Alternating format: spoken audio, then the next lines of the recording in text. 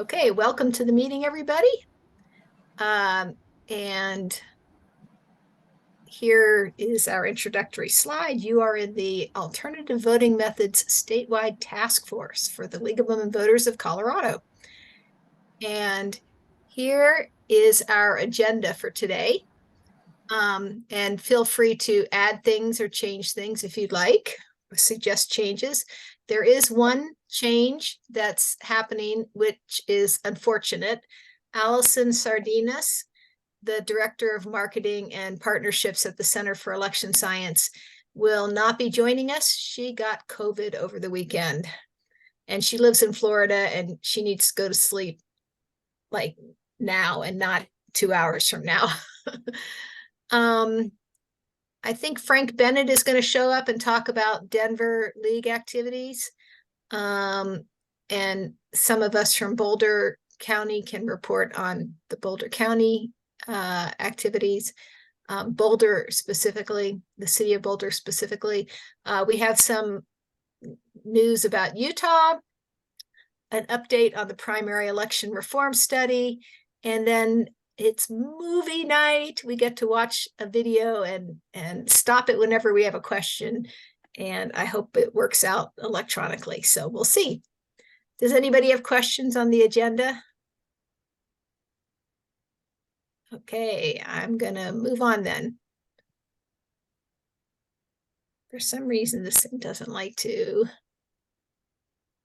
Okay, here are our meeting minutes. We had 10 attendees at the last meeting, including from Oregon, Idaho, and Minnesota. And one of the things about having a statewide task force is it's a great way to liaise with other states. So we heard about 2 possible competing measures in Oregon. Idaho has some interesting stuff going on. They banned RCV, but now they're trying to unban it. Minnesota has various stuff going on there. And somebody is calling me, and I wonder if it's about this meeting, but I guess I should run the meeting and not deal with it. I had trouble with the link, I must admit. But okay. Sorry about that. okay. I went and watched the whole video again, and it was great. So if you have a chance, if you missed the meeting, I recommend all of the video except the part where we talk about when we'll have the next meeting. And I apologize right now that this meeting is being held at the very end of Yom Kippur when people are breaking their fast. So, okay. If somebody does try to reach you, I urge you to pick it up. I also had enormous frustrations once again with. Okay, why don't I move on to the next slide? Can I make you a co-host, Neil, and you can deal with the meeting, and I'll go see what the message is, or? Sure. Okay. Let me see how I make you a co-host.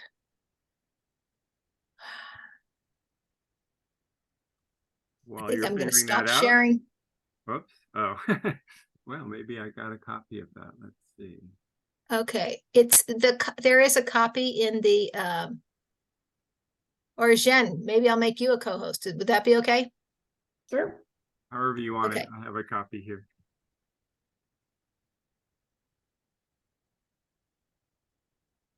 We won't be able to advance your slides, but hopefully it won't take you very long to check the message. Okay, well, let me oh, you're stuck on the slide right now, aren't you? Can you see the slide right now? No, I don't think you're screen sharing right now. I can share a screenshot of it. That's all. Neil, can you? Oh, but Betsy's here. Excellent. Okay. You can go and get the slides. They're in a PDF form, Neil. As attached to a previous email or something? No, they're in the Alternative Voting Methods Task Force.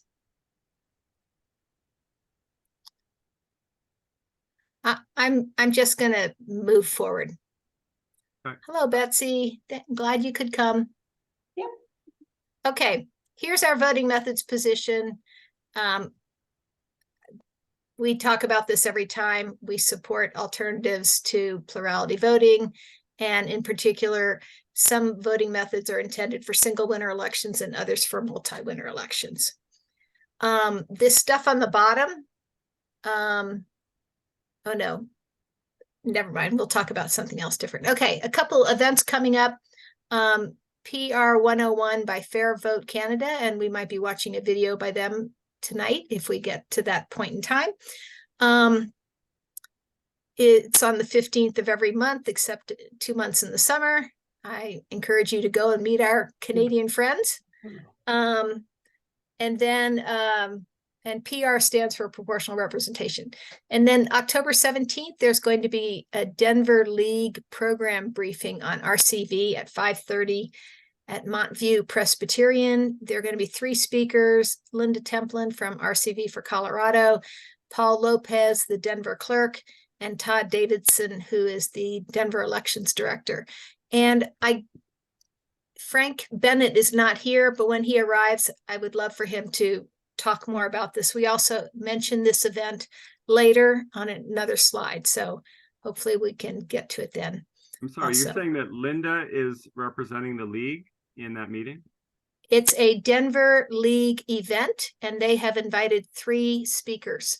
Ah, okay. Yeah. We want to have a pleasant meeting. We also want to speak with one voice based on our positions, reach through member consensus. If you don't understand this slide, which comes up on every meeting, please speak up now, and we will let you know if you offend any of the meeting norms. Okay, let's go through and do introductions. And I'm going to stop sharing my screen so we can go around. This is a great time to put your face on if you can. Pat, how do you feel about calling on people? Okay, I'll be happy to do that. I'll just move along my screen. Celeste, do you want to start? I am the facilitator for this meeting. I've been involved with the Boulder County voting methods team since it was founded in 2012, and I'm pretty passionate about voting methods. Okay, Frank Atwood. Hello, Frank, are you there? He might be muted, so I'm going to ask him to unmute. He's on a phone. It might be hard for him. Why don't you go on to the next person? Let's go on. Jen? Hi, I'm Jen Cleland. I'm in the Boulder League, and with Celeste, I'm co-leader of the Boulder Voting Methods team. I'm on a little bit of a hiatus right now because I'm in California for the fall semester, but still trying to attend meetings as much as possible. Jeff? Jeff Withers. He's muted. Oh, what am I supposed to introduce myself? Yes, please. Oh, Jeff Withers, League of Women Voters Denver branch, or whatever it's called. What am I supposed to say? I'm here at the meeting. Welcome. Thank you. Thank you. I used to work in special district elections at the Department of Local Affairs for many years, and that's the only thing I know about elections, except I am also a Denver election judge and do that end of the rope as well. So I'm just here to learn about alternative methods because I'm fascinated with all these acronyms. Great, thank you. Mhm. Blake, come in from your Tesla. Hi, I'm Blake Huber. I'm involved with Frank promoting approval voting. We've actually formed a political party to get more attraction to the concept of wasted votes. We don't want your vote. We want you to adopt approval voting. Here you go. Neil? Hi, I'm been active in the national voting methods community since the 1990s. Member of the Boulder voting methods team for 5 or 6 years. Former board member of the Center for Election Science. and very active in election integrity and election audits and how to audit different voting methods for a couple decades. Great, Chris? Oh, can't hear you, Chris, you're muted. Yeah, okay, I'm unmuted now. Can you hear me? Okay, I'm Chris Baum. I am an associate of Frank and Blake's, but I was told under penalty of death not to mention what the organization is that we're with because we would appear partisan, so I'm not going to mention it. You can figure it out. I've been an election worker for many, many years, and that's about all I have to say. Okay, Betsy McBride. Hi, my name is Betsy McBride, she, her. I'm joining you from Boise, Idaho. I am still a member of the Arapahoe Douglas County League. Currently serve as co-president of the League of Women Voters of Idaho. We have there is a petition drive in our state for ranked choice voting. Our members decided we just want to do public information about it because it's so confusing. So Celeste has been holding my hand for months and months and months, and I am just so grateful for my Colorado colleagues.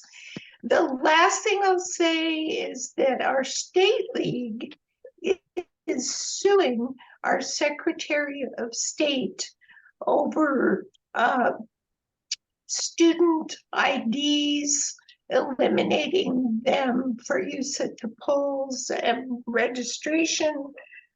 Our court date is in November.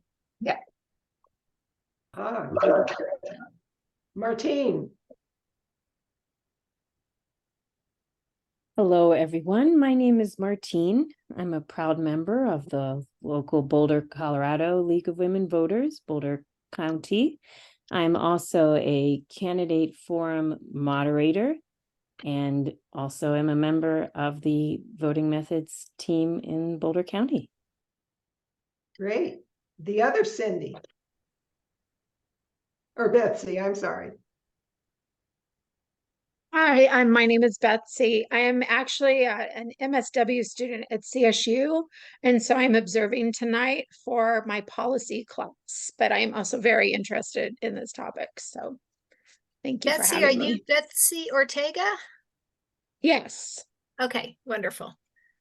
Welcome. Frank, are you there yet? Yes, I am. I've unmuted myself.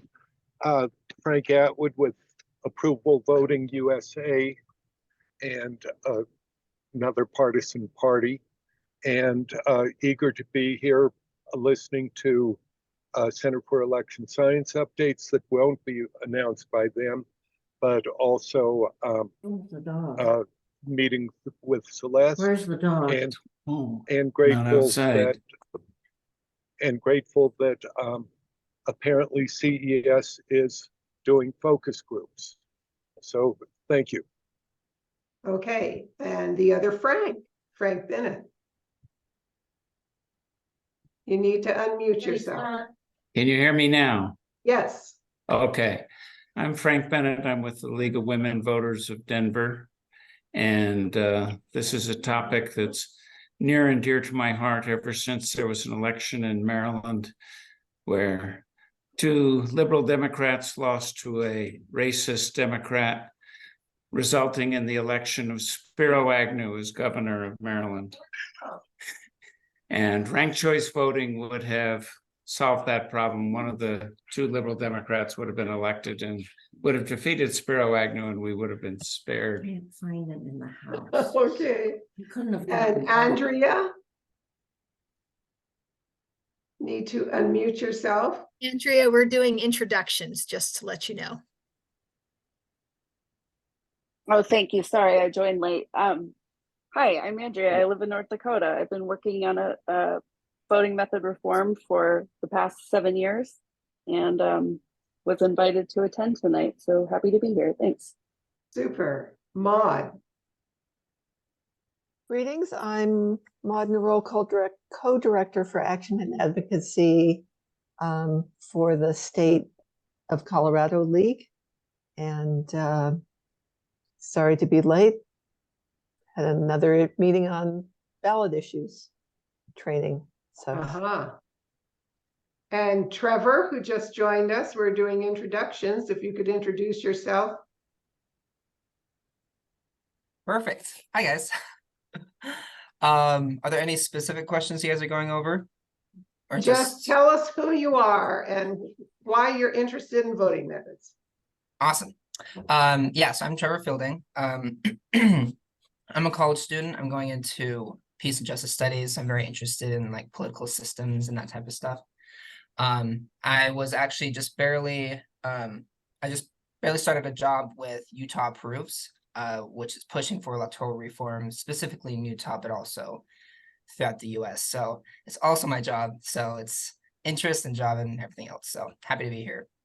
Great. Thank you all. I'm Pat Venturo. I'm also a member of the Boulder County League of Women Voters and been on the voting methods team for a number of years. Go, Celeste. Hey, wonderful to see a nice crowd here. Unfortunately, one of the people missing is Allison Sardinas, who is supposed to be our guest speaker today. And I'm going to go back to the agenda just so everybody can see.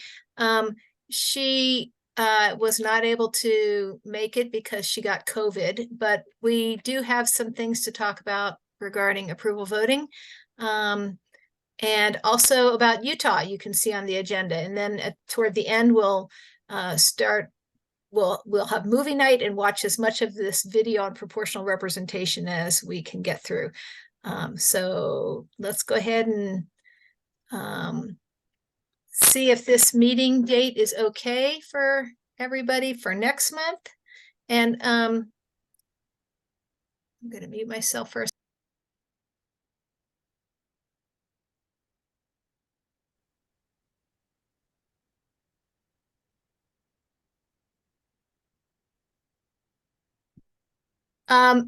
So does the time seem okay for everybody? It's our typical third Monday of the month. It's already on the calendar. You can already register. And we can discuss what ideas are, but there's some ideas right now. And as we go through the meeting, if people have other ideas they want to suggest, or if you have ideas of things you want to suggest now, speak up. Otherwise, we'll move on to the next slide. Okay. So here's Allison Sardinas's situation. And Betsy, you have your hand up. Yeah, if you went, yeah. You said possible meeting ideas, and I presume you were talking about meeting for this group or for league members generally? For this task force, two things that we could do next month are perhaps plan some educational events. And finish the Fair Vote Canada video. And there's all, I mean, we should get a report on the Denver program briefing meeting and et cetera, et cetera. Well, actually, that's going to happen the following day. So we won't get a report on that. Maybe we'll get a report on more that we know about it. Okay, thank you. Because I thought there was a possibility you were thinking about meetings for a broader group. That's the educational event. Okay. But first we have to plan it. Yeah. All right. So, thank you. Okay. Okay. So I added the got COVID to this slide at the last minute because Allison wasn't going to be able to make it. She was going to try to find a sub to speak for her, but I haven't heard that she found one. So we're going to talk about approval voting without her. So the Center for Election Science is a nonprofit, nonpartisan group. They do a lot of research, and it appears to me to be good research, and I recommend people take a look at it. And they also advocate, like when Maine was considering whether to go to instant runoff voting form of ranked choice voting or not, they said yes. You know, they weigh in on other things besides just approval voting. I mean, I think they would have preferred approval voting, but many people in this space should all be helping each other get better voting methods, I would hope. So let's talk a little bit about, here's a plurality ballot. This is what we usually see on our ballot, where you just get to choose one. Often plurality is called choose one voting. But if you have a multi-winner contest, like in Cortez for their city council, or Lafayette for their city council, or Boulder for their city council, or Denver, the 2 at-large seats, those are all multi-winner. And so you get to vote for as many candidates as there are seats to fill. I think everybody understands this slide, because this should be standard voting 101. Here is an approval voting ballot. So the rule is just vote for all the candidates that you support. The candidate with the most votes wins. And if you have 1 seat to fill, only one of those candidates will win. If you have 5 seats to fill, the top 5, well, there are only 5 candidates. So let's say if you have 2 seats to fill, the top 2 vote getters would win here. So if you have any questions about this ballot, now's a good time to ask. Otherwise, let's go on and talk about reporting true support for election results. If you all go and look on election night, and this is probably true in Utah also, Trevor, the results are reported as a % of the votes cast. So that's fine for single winner plurality contests. I mean, some people say we should include undervotes and overvotes so that we know how many people didn't care about the contest. But we'll set that aside for now. The reporting election results as a % of votes cast is a problem for multi-winner plurality contests. And I'll give an example shortly. So if you're electing 5 people to city council or 9 people to a charter commission, and they're all running against each other, and you can vote for up to 5 or up to 9, depending on the contest, this kind of reporting results as a % of votes cast is a problem. It's also a problem if you do that in approval voting. And Andrea probably knows a little bit about this, because Andrea was in Fargo when they instituted approval voting, and Cass County did not report it the way they were supposed to report it. So what we would like to do, and I was hoping Dwight Shellman from the Secretary of State's office would show up, what we would like to do is be able to report contests as a % of the ballots cast, not as a % of the votes cast. So here's an example. You got a lot of people running against each other for 5 seats. You have 100 voters. If each voter can vote for 5 candidates, the maximum number of votes that are cast is 500. Suppose candidate Susie receives 100 votes. That means every single one of those 100 voters voted for Susie. Her support is 100% of the electorate. That's amazing.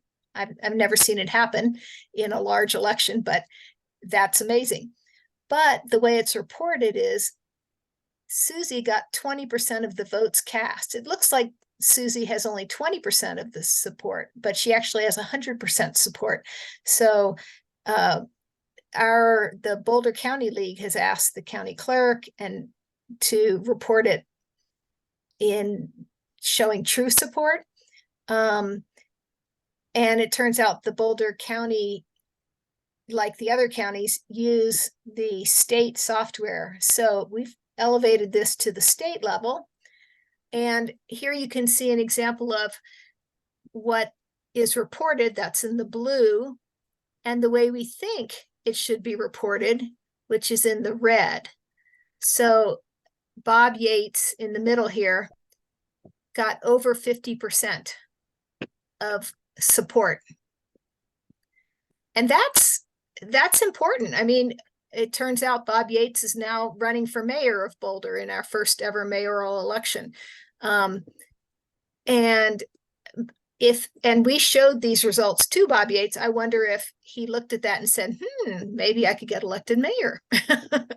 And that was the first person in at least 5 election cycles that had ever gotten over 50%, because if there are a lot of candidates running, it's hard to get 50%, but 50% is so much better than 10.4%. Does anybody want to say anything about this? I can keep talking, but I'm happy to have other people make comments. Now, was this an approval voting election? This is a multi-winner plurality election, and it Okay. was reported in the blue as a percent of votes cast. So in the bottom right, you can see 168,930 votes were cast, but and Bob Yates got 17,508 of those votes. But that's not saying very much, because there's no way Bob can get 100% of the votes. But it's a big deal that Bob got more than 50% of the votes. So this is the way that approval voting is supposed to be reported. Instead of dividing by the number of votes, which is on the bottom right, you divide by the number of people voting, i.e. the number of ballots. So you can see there were almost 35,000 ballots, and Bob got more than half of those, almost 35,000 ballots. And it doesn't change who wins the election, but it's much more, it's much better in terms of indicating a mandate to serve. You know, the top 5 vote getters are way to the right on this chart of the 5 lowest vote getters. So anyway, and we've asked the Secretary of State for this, and the problem is they can't do single winner elections using plurality and multi-winner elections using approval vote, this approval voting percentage, or based on the percent of ballots. But we had an event with the county clerk and city clerk in Boulder, and this is what the screen is going to look like for reporting for the mayoral contest, which is going to be instant runoff ranked choice voting. And it's not going to be on the regular page. You all can see this, I hope, right? Yeah.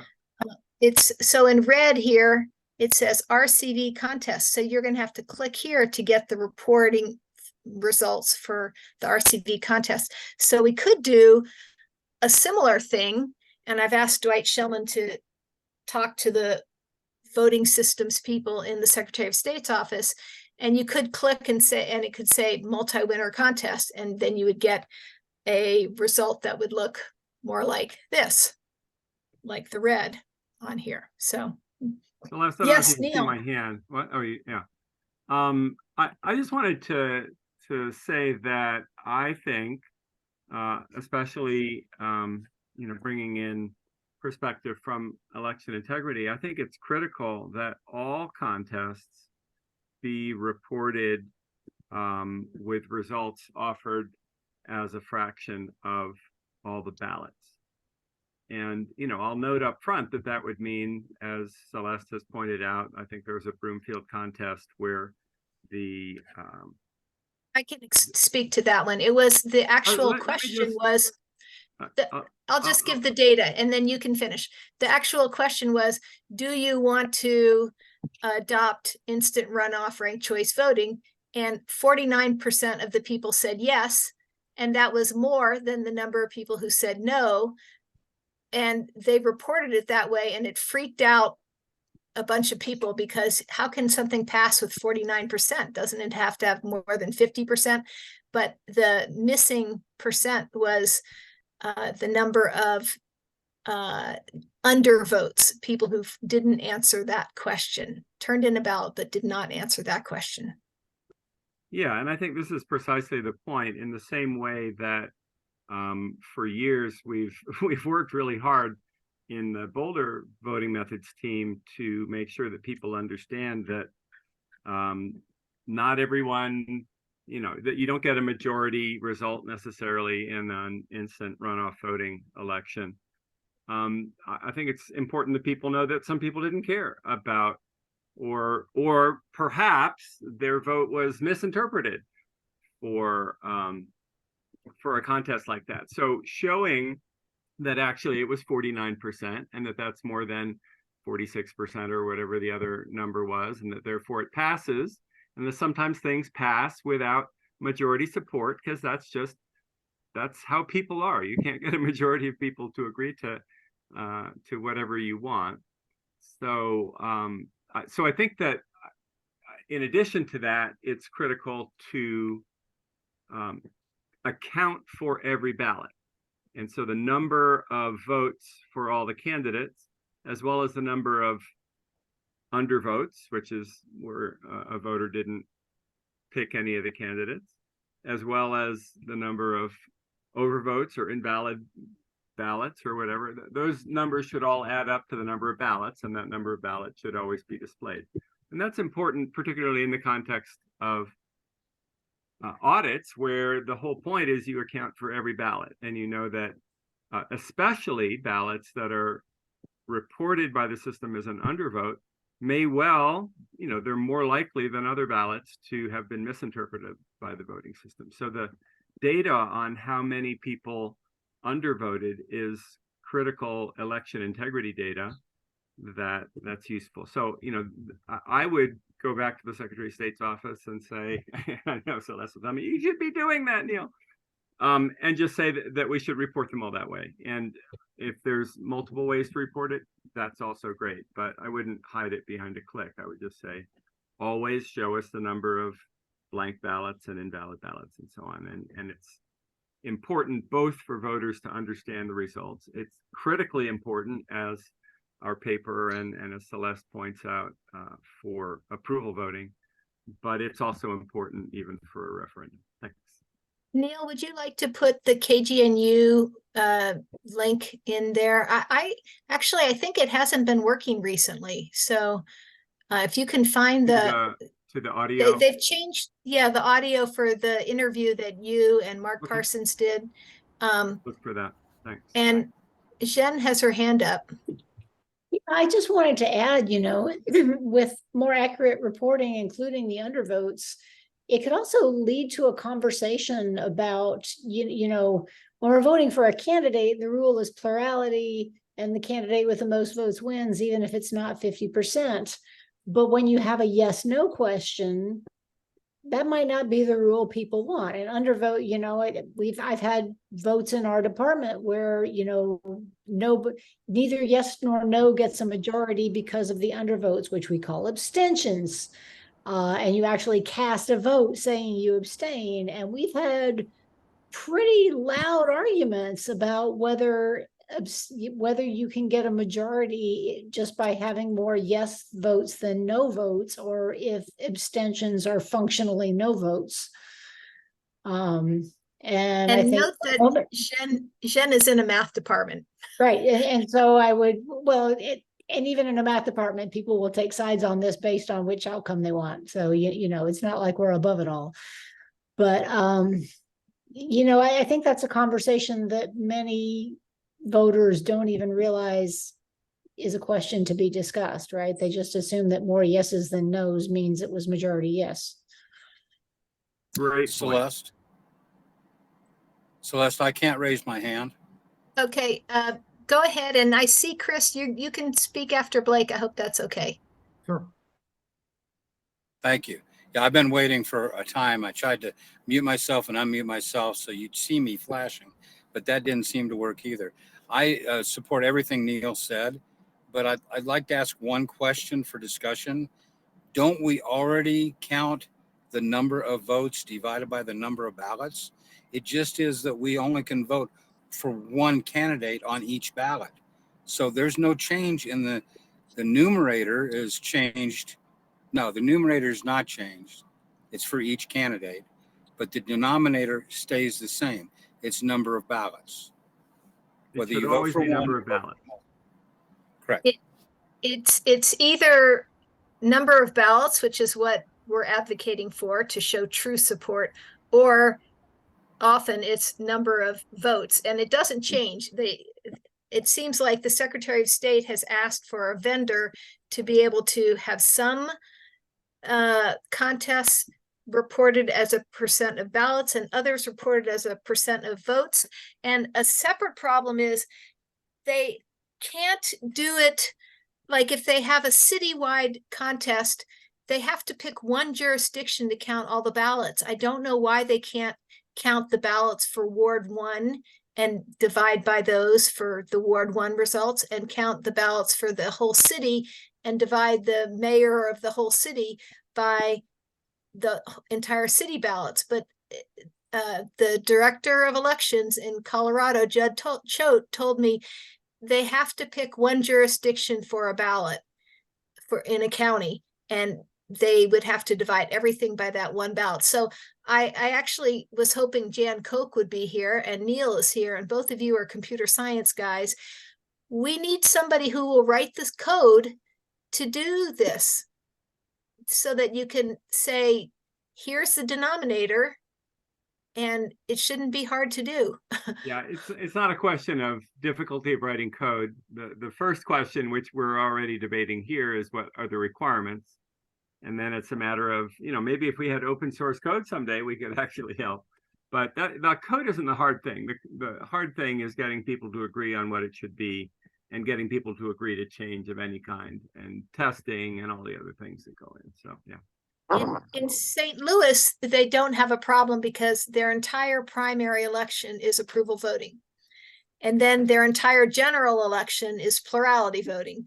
So they just have separate elections. And actually, they have wards and they have the whole city. So they should, maybe we need to get Dwight Shellman and people in the Secretary of State's office to talk to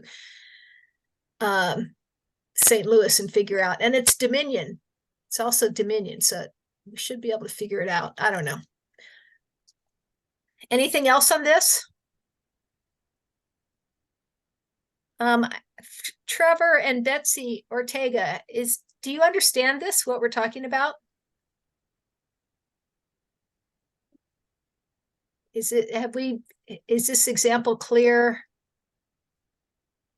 I'm personally still trying to understand the difference between the red and the blue. I feel like I'm half getting the idea. I'm gonna have to read up because I haven't even heard like this part of all this stuff. So I'm gonna have to look this up on my own. I think it just read more into it. It was like starting to make sense earlier. Okay, so here you can vote for multiple people in this one contest. You can vote for up to 6 in this particular contest.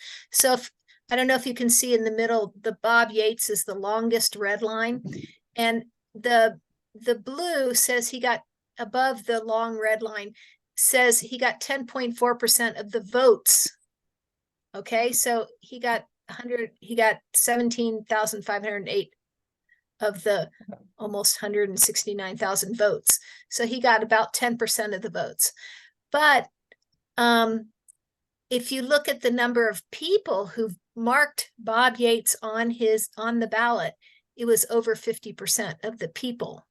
They marked Bob Yates and then they marked some other people because you could vote for up to 6. But it's the multiple people, that makes more sense. So this what, yeah. okay, so the vote for It's six. all Okay, it's only in a multiple, yeah, otherwise 1 vote per person, but here it's up to 6 votes per person, which is why we'd like to see a better way to display the results. Thanks for telling us. yeah, no, And that yeah, makes more sense. and yeah, do check out that article that that is on this slide right here. Okay. boulderbeat.news 2021/10/20/LWV election reporting with And hyphens. that link is in the folder in the for chat. slides that you guys sent. It is in the slides, yes. Yeah. Okay, perfect. Yeah. Okay. Thank you for explaining too. And Okay, checking in. great. It's this wonky little thing that people don't think about, but it's kind of interesting, and I personally think people would like to see their true support. And nobody, you can see the highest anybody got was 10.4%. That sounds lousy. Like who wants a bunch of city council members who got a maximum of 10.4% support? Well, they didn't get 10.4% support. So, okay. Maybe we'll move on to it. Celeste, did you see that Chris has his hand up? Oh, thank you. Yes, Chris, I forgot. Go ahead, Chris. Okay, 2 quick questions. One is, could you go over the overvote concept again real quickly? And the second thing is it fair to say that if you subtract the abstentions, you get the true count? Okay, so an overvote is when you vote for more people than you're allowed to. Okay. So here you were allowed to vote for 6 people. If you voted for 7 or 8 or 9, that would be an overvote. The great thing about approval voting is there's no such thing as an overvote. You can vote for everybody. There's no reason to vote for everybody unless you want to be everybody's friend, I guess. But you also essentially invalidate your ballot when you do that, don't you? None of the votes count if you overvote in a plurality contest, right? In a standard contest. But and so overvotes are very bad, but you can't overvote in approval voting. And then the other thing you said was you said if you leave it blank. So right. if you're just voting for one person, the options are you vote for candidate A, you vote for candidate B. Say there are only 2 candidates. You vote for candidate A, you vote for candidate B, you leave it blank, or you mess up your ballot, like by voting for both of them, say. So usually the number of blank ballots and invalid ballots is very small.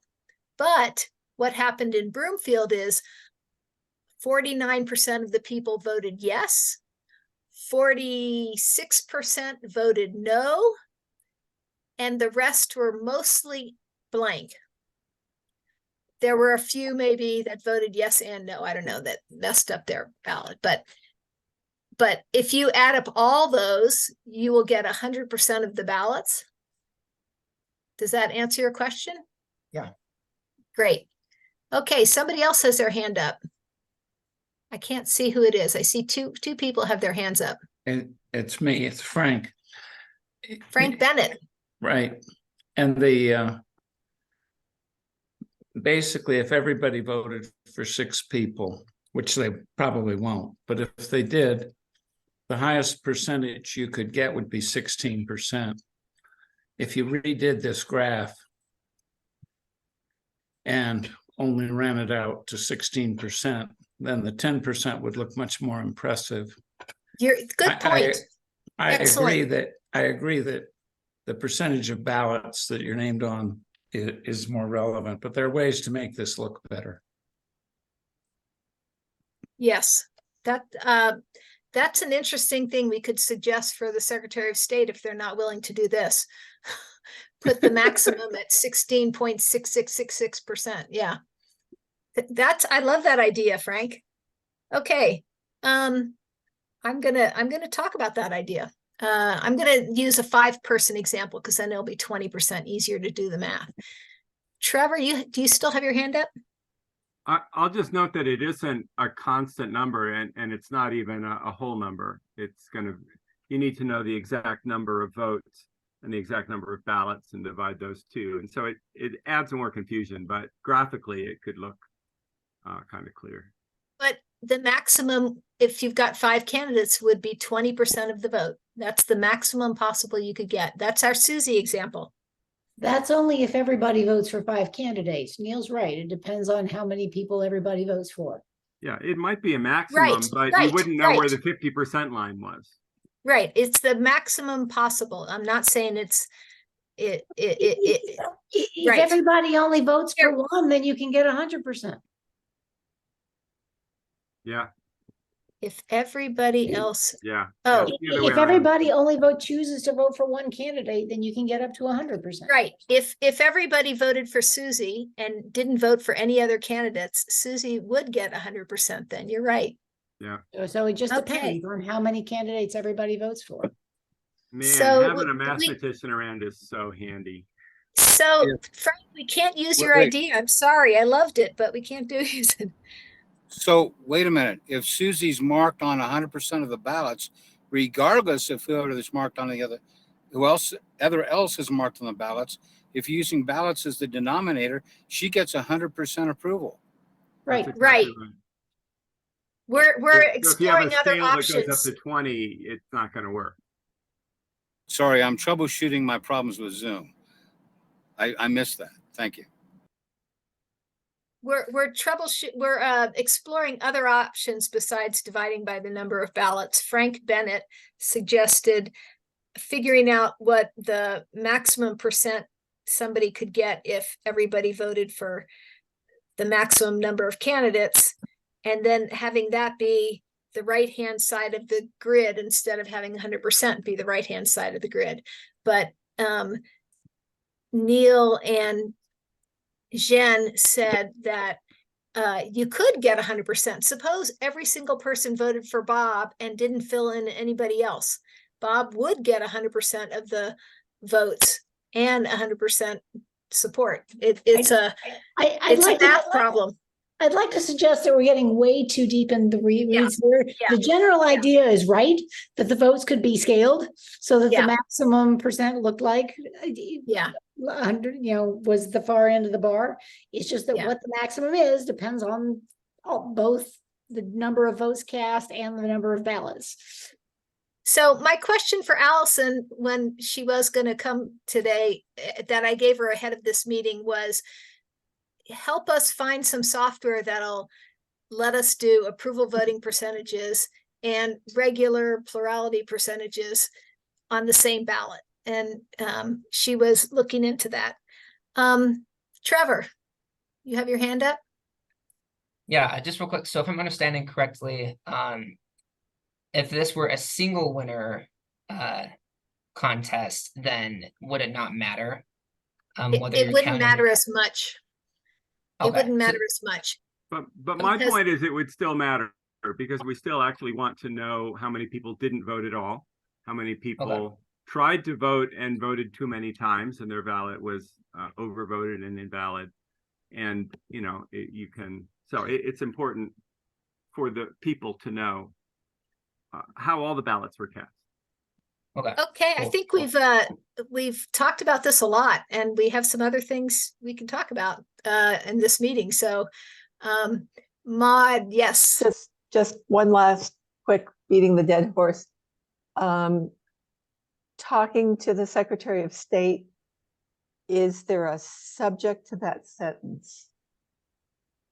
We have sent them this chart. We have sent them this article.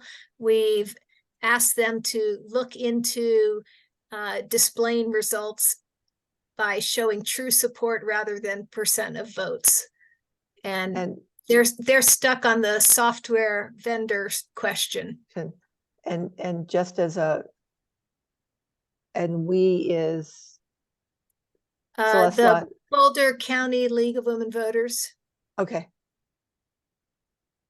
Thanks. Okay. So this is the next thing that's on the agenda, talking about local league activities. Is there anything else we want to say about, say, approval voting or the Center for Election Science before we go on to this? I know there's some I can say approval something. voting. So what's the definition of approval voting? Here's an approval voting ballot. You can vote for all the candidates you support. It doesn't matter how many seats there are to fill. If you think there are 5 good candidates and there are only 2 seats, you can still vote for 5. Oh, that's a demonstration. Is there a definition of approval voting? Vote for all you like. The candidate with the most votes wins. Thank you. The other option is vote for all except the one you hate. There's also something called negative voting, which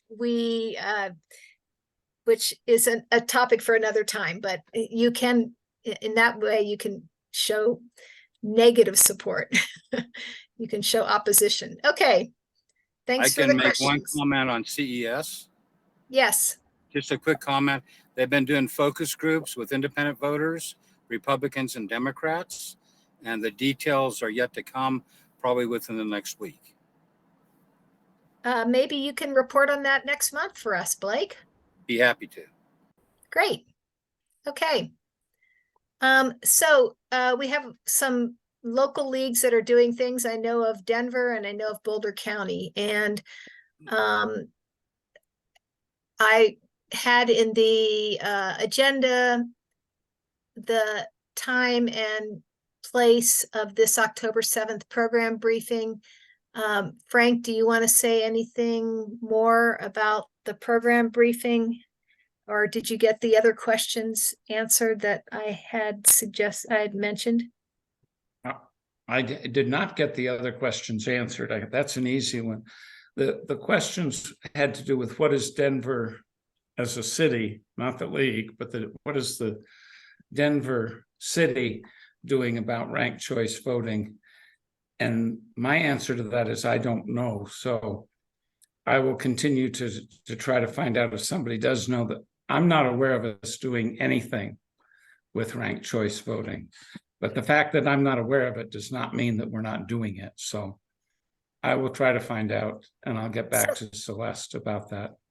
There was a charter review committee that discussed, definitely had to fix timing issues because they were not able to get the runoff ballots and the regular general municipal election ballots out to the overseas voters. So they needed to spread out the time or combine the election. So at that was a couple years ago, and they decided not to do anything innovative like use instant runoff voting to eliminate a runoff, but instead just expand the amount of time between the 2 elections.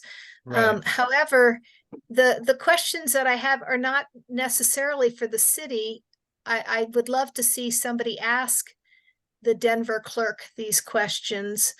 And they're more about can our task force partner with the Denver League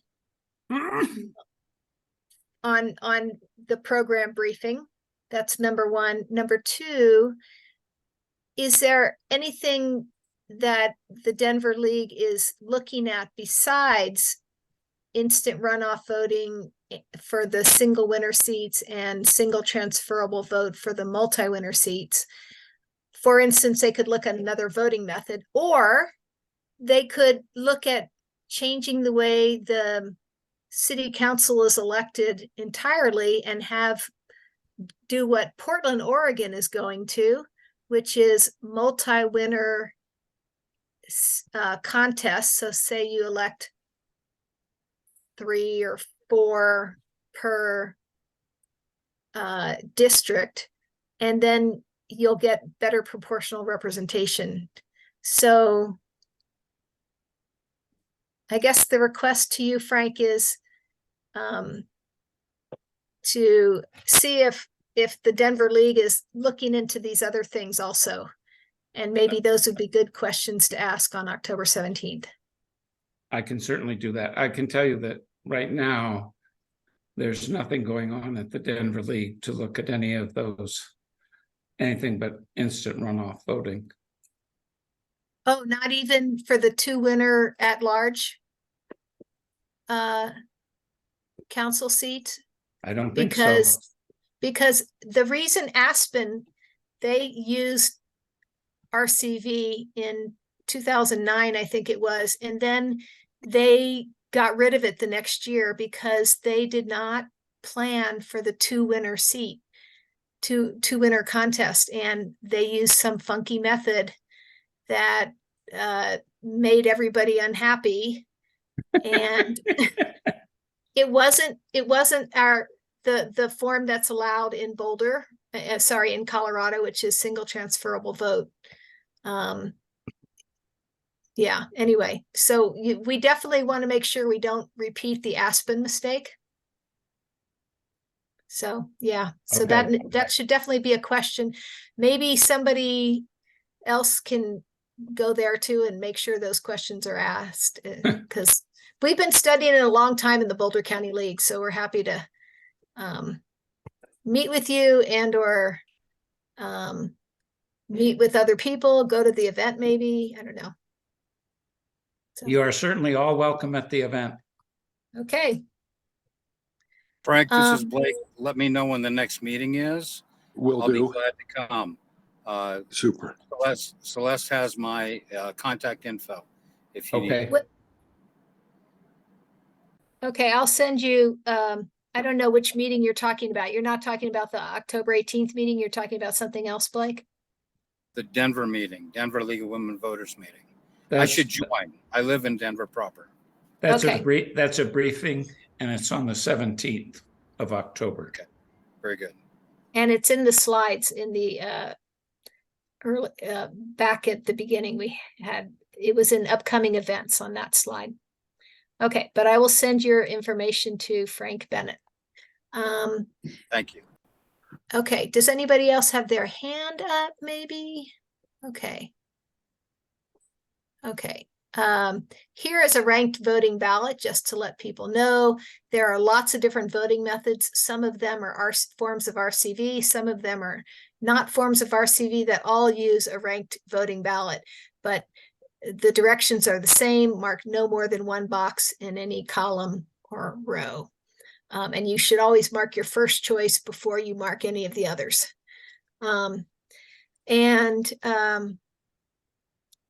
Okay, I don't remember what else I was going to say. Let's go back to the previous slide. So Boulder County has a couple things that are happening. We have a lot of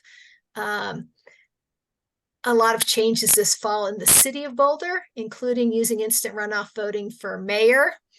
And we held a very interesting practice election on September 19th. We had a joint event with the city and county clerk, and there were 2 gentlemen in the audience who had lots of questions and kind of challenged the results. And we followed up with one of them afterwards, and that fellow now has understanding and agrees that the results make sense, and whether or not that person wants to use instant runoff voting or is a fan of it, I can't say, but I know that they do now. I sent that person all the cast vote records and they're okay with the election results now. But I really felt for the county clerk, because there are election conspiracy theorists out there, and they're having to deal with these people every day. We only had to deal with it in a practice election that didn't count.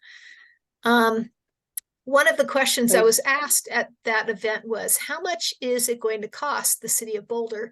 And the city of Boulder is going to have to pay the entire license fee, because only the city of Boulder is holding an instant runoff voting election this fall. This year, in fact. Broomfield was supposed to, but they do not have any contest with 3 or more candidates. So The city of Boulder, we found the license is going to cost $70,000 or $80,000 each year. And the city of Boulder also has educational events that cost money, and they're planning, they've allocated, I think, $225,000 for the election. So does anybody have questions about the Denver or Boulder County, or do you have any news of any other leagues that are and their activities? I know Fort Collins, Larimer County is working to implement instant runoff voting. It got passed there. So anything else before we move on to the next topic? Love the conversations. Okay, so here's a big deal topic. Utah has an RCV pilot that's going on. And let's go back to 2017. If you go to the League of Women Voters Utah Ranked Choice Voting Study, I should have written LWV Utah on here. Anyway, they looked at two forms of RCV, the instant runoff voting kind, that's the best known, and the single transferable vote kind for multi-winner contests. And this is considered the gold standard. It's a proportional method. So great. Then in 2019, an RCV pilot began in Utah with two cities, Payson and Vineyard, and it is scheduled to run through 2025. And there are two options for this pilot, and it's only for cities, I believe, or towns. You can use instant runoff voting, the standard best known kind for single winner contests. For multi-winner contests, many of us in the league around the nation are disappointed that that in Utah they're using this non-proportional, arguably non-democratic method called preferential block voting. Just to review what proportional representation is, if you have the pie chart at the top and the middle, and 38% are green zigzags, and 22% are this plaid with the or this grid with the orange lines, and 40 are polka dot. You should get 2 polka dot, 2 green zigzag, and 1 orange grid. But what happens in a block election is the biggest faction wins, and if it's 40%, it doesn't matter. If it's 59%, that's great. That's better than 40%, but every seat goes to the largest faction. So we're not a fan of this. And so we and other leagues around the nation are a bit unhappy with the multi-winner part of the RCV pilot. And so, and speak up, Trevor, whenever you want to. There was a bill to discontinue the Utah RCV pilot this year, and the state league advocated to continue the pilot in order to continue collecting data. But the question for the state league is, when the pilot is due to expire in the end of 2025, what will the league advocate for? Will they, and I guess there are more than just these 3 options. They could continue the bad preferential block voting. They could switch to the gold standard, single transferable vote. They could stop the RCV pilot entirely, or they could do something else, like they could advocate for some kind of approval voting. And we haven't talked about multi-winner approval voting, but there's stuff to say about that. There was something like 25, 26 cities have used this RCV, and a couple of them have now decided to go back to plurality. Yeah, I can speak a little bit on this. We were actually just talking about it earlier today. So I think it's down to like 10 cities now are still opted into the pilot. Utah approves, we're actually hoping to push for a pilot for approval voting. So, I mean, we obviously say you should support that one.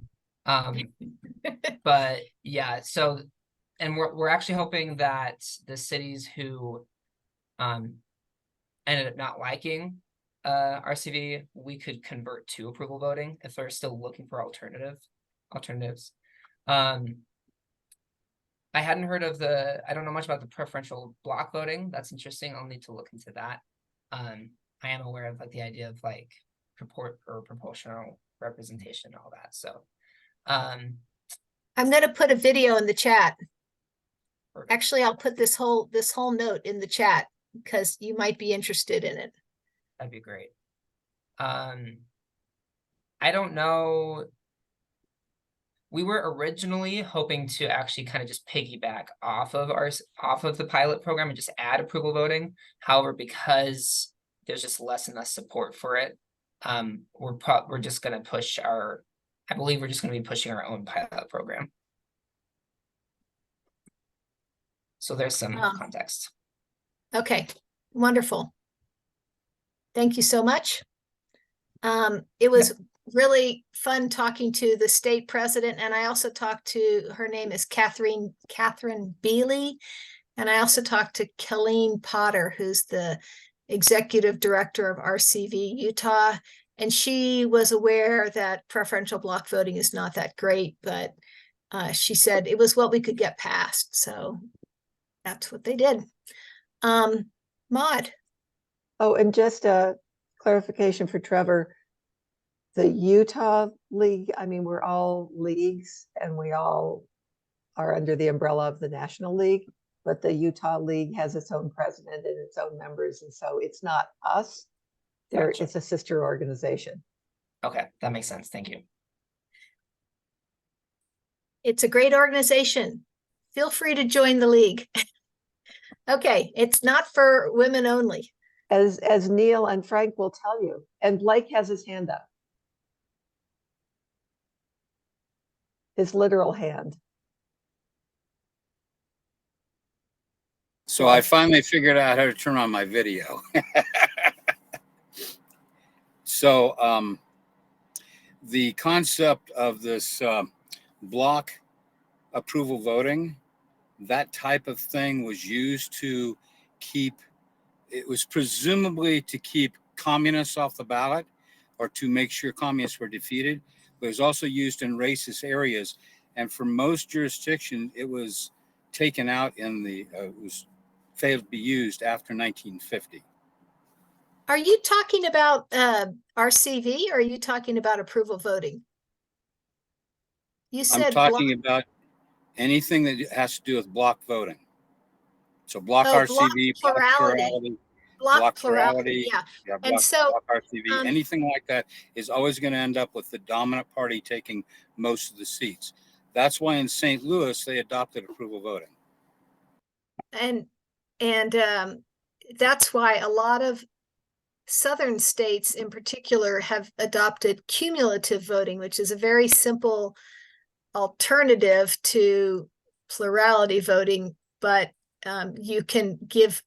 you get 5 votes if there are 5 seats to fill, and you can give all 5 votes to your favorite candidate, or you can distribute them 2 for one candidate, 3 for another, single votes for 5 different candidates, but it allows minorities to get more voting power, any group to get better proportional representation.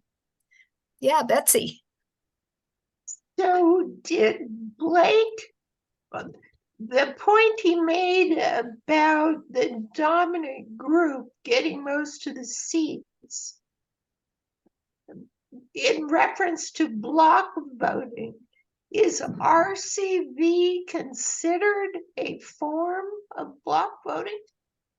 Great question. So I put on the screen what proportional representation is. Right, so right. We were talking about one form of RCV, the kind that is allowed in Colorado, the multi-winner kind that's allowed in Colorado, and also the kind that the Utah League studied in 2017, and they studied the one on the right, the proportional kind called single transferable vote.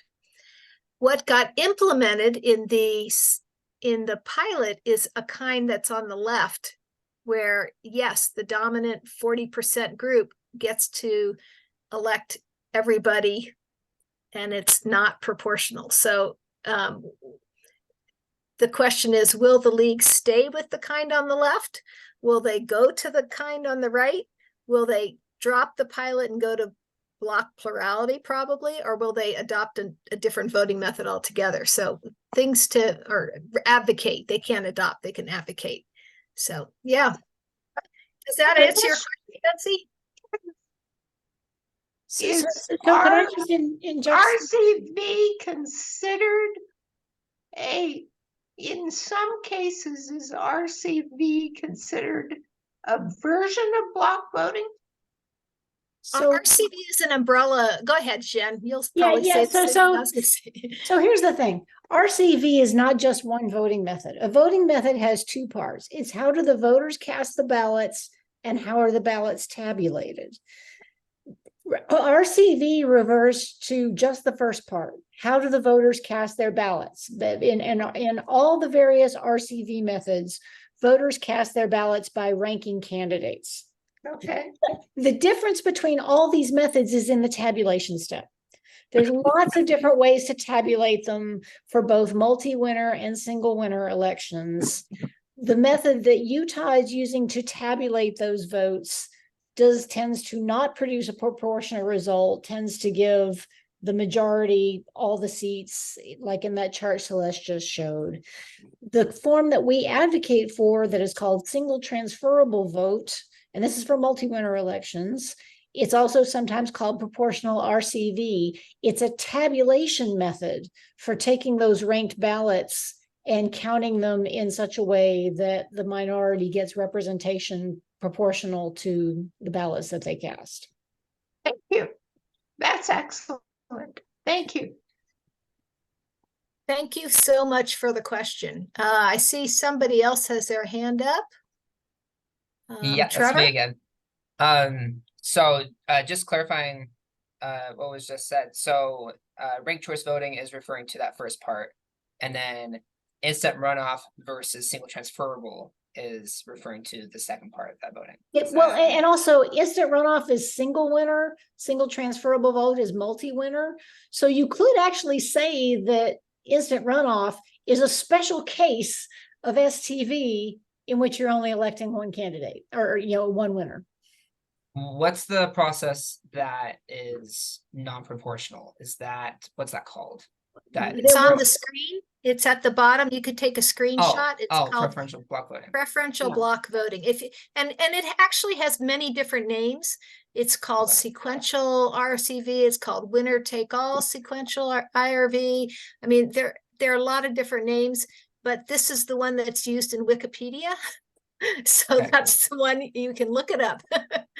So this is unfortunately a very complicated area. There are a lot of different both ways to cast votes and ways to tabulate votes. Yeah. And so the whole taxonomy of these things gets very confusing. And certainly in the public media coverage, they all get lumped together as RCV. Yeah. But there's many variations, some of which we favor and some of which we don't. So instant runoff is for single winner, and then single transferable or preferential block voting is for multi-winner. Right. And single transferable vote, STV, tends to produce proportional outcomes, where if, party A has 60% of the support and party B has 40% of the support, you expect about those same proportions in the number of people who get elected. That's what it means to have a proportional system.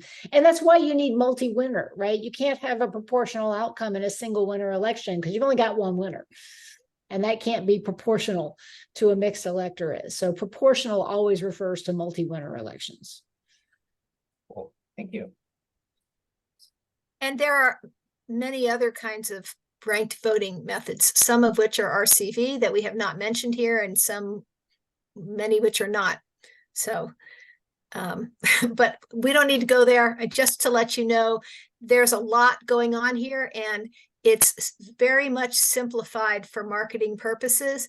And because it was simplified, this pilot passed, and now we need to think about, fortunately it was a pilot, so we need to think about what we're going to do in the future, and maybe advocate for a different kind of multi-winner contest. So are we good? Yep, thank you. Okay. Let's move on to the next topic. Primary election reform study. This is a subgroup of our team, and we're doing a study for the entire state league. And there are so many different options when it comes to primary elections, including eliminating them altogether and proposing some kind of option for the general election. So we're hard at work on this, especially the primary researcher, Marcus Ogren. We're also starting to talk about outreach and how to deal with outreach. Tomorrow I'm going to go to a study meeting that Kentucky, League of Women Voters of Kentucky, is having on open primaries. We're also planning for stakeholder interviews, and we welcome help from other people on this. And I think Nate Allen from Utah Approves said he wanted to help out with this. He will not be able to do any voting, but we're happy to have voices from all over. So great. Okay. Celeste, on that point, I don't know if anybody else got to see the Braver Angels ranked choice voting debate the other day, but one of the interesting outcomes of that was agreement against both those for and against ranked choice voting was an agreement that reforming other aspects of elections was very, very important. And the guy from Alaska was talking about their open primary reform and so on. So lots of interest and a pretty, an interesting enough meeting, although they did still get confused about how majority works with election with ranked choice. Would somebody put in the chat the League of Women Voters, both Colorado Task Force webpage and also the Boulder County League of Women Voters Voting Methods Team webpage, please? I already dropped in the Voting Methods Team webpage. Okay. Thank you. Okay. And Trevor, I don't have your email address. Maybe I think I can get it from, and I don't have Betsy's either. I think I can get it from your registration. So, but you could also send it to me, or I can email Nate Allen and contact Either you that works. way. I'll send it to you now, and if it gets lost or whatever, yeah, you can. Okay. Find Okay, it great. elsewhere. Okay. Any other questions on the primary election reform study? I was also at that Braver Angels meeting. It was kind of all over the place, I thought. I mean, it was interesting, but I wondered a class would have been better than the kind of discussion we had, I thought. Okay. Let's go to the next slide, which I think is, the question is, so we've taken on this primary election reform study. Are there other actions that our task force should commit resources to? And the big question is resources. Last time we specifically discussed educating people about better voting methods, and we could do that either actively, set up a speakers bureau, reach out to local leagues, legislators, etc. That would require a lot of people power. We could be willing to educate people, but do it more on a passive basis by responding to requests for speakers on a case-by-case basis. So this may resolve itself by just number of people we have. we also are discovering that we're educating ourselves a lot. Like, I think everybody here probably has learned something today. Like, Frank, your idea about the 16.66%, that was quite thought-provoking for me. And a lot of people didn't know about preferential block voting. So lots of stuff. Does anybody have comments about this? Maud, you said you might have some things you could suggest, or we can. As Celeste and Jen know, I'm here to support the task force and also be a contact with action and advocacy leadership. Some other task forces are focusing one has a subgroup. The way this one has a subgroup that is doing a lot of work, and those worker bees are doing a lot. And then the task force meetings are everybody, but include people who don't have bandwidth to do much besides go to the task force meetings. And so they're focusing on one main task. That subgroup is focusing on one main task.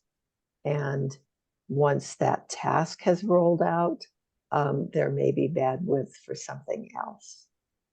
And so this group may end up with, one possibility for this group is something sort of sequential.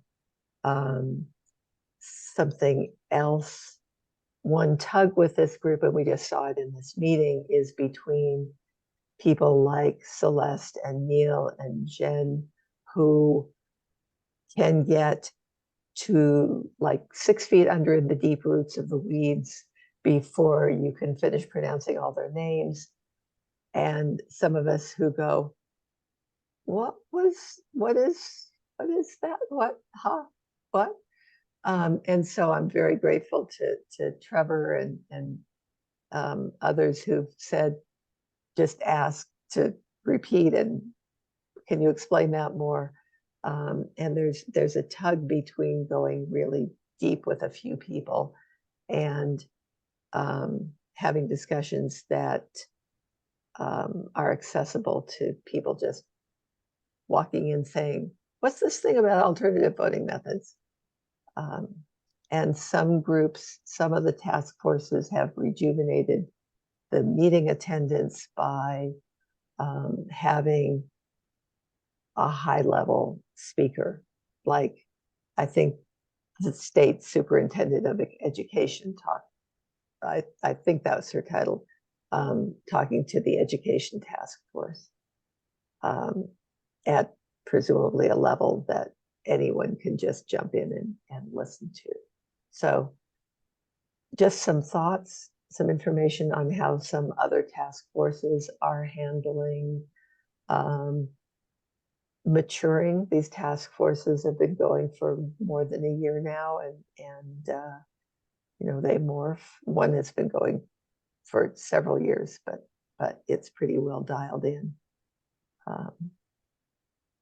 So I don't know if any of that helps. So there's education and there's advocacy, or education and action, you could say, and both take up a lot of bandwidth. So, but in the last meeting, we talked about how education seems to be where we are right now, because there's so much to teach people.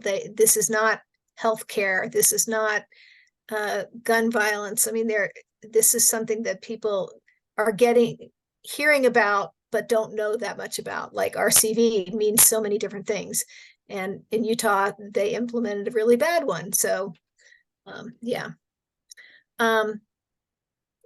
Thank you, Maud. Any other comments about this? Should we just keep chugging on and working on the primary election reform study? And certainly, I think we want to respond to requests if we get requests. like I spoke to senior citizens class, Ollie it's called, something lifelong learning or something, class a year or two ago about the Alaska election and other voting methods. So we'll certainly try to, and I know Jen has done some speaking and various people, so, and we're happy to reach out to you, Trevor, so. I think there's only one thing left on the agenda, which is start watching a video, and we only have 3 minutes left. So I'm gonna go ahead and see if I can show this video just as a more as a technical test than anything else. Here it is. Oh, that's not it.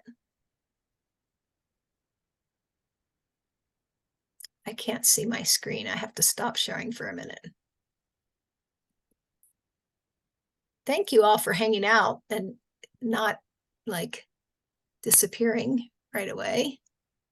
Oh, okay, here it is. So let's see if this works. We're just going to do a technical test. I don't think we have time to do much else.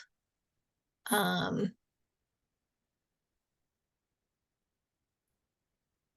we'll just do that, and then we won't even watch anything, but I want to know if you can hear this.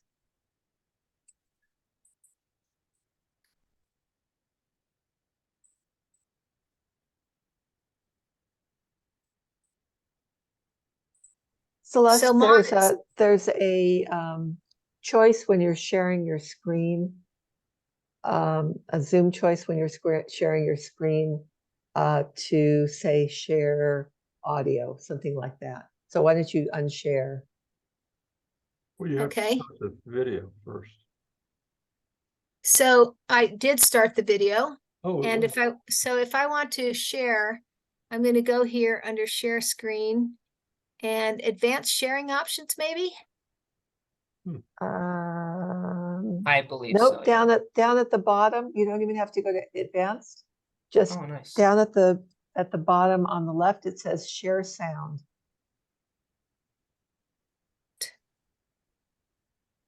Not seeing it. How how about if I stop the recording? Well, why don't I work on this with Maud afterwards? But is there anything else we need to talk about before we adjourn the meeting?